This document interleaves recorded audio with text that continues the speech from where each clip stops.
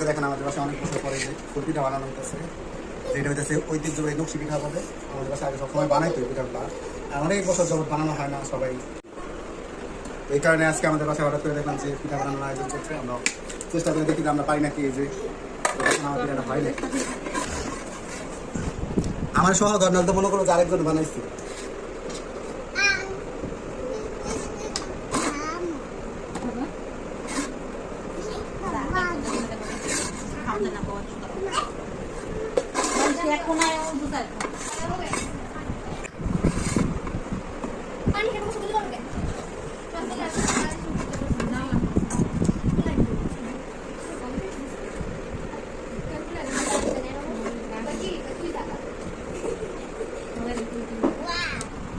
এই যে হচ্ছে পিঠা।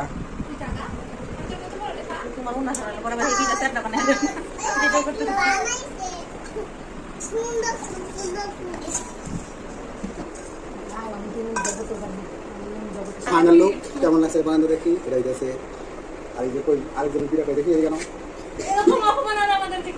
এই আমাদের পাশে আরেকজন এই যে ময়মনসিংহ থেকে আগত ফুলের ডিজাইনার এই যে ডিজাইন করছে। আর এই যে আমাদের এই যে বরিশাল থেকে আগত ডিজাইনার এই যে দেখেন বরিশালের ডিজাইন। এটা হইতেছে আমার ডিজাইন, ঠিক আছে? অবশ্যই আপনারা কমেন্টে বলে দেবেন কার ডিজাইনটা ভালো হয়েছে।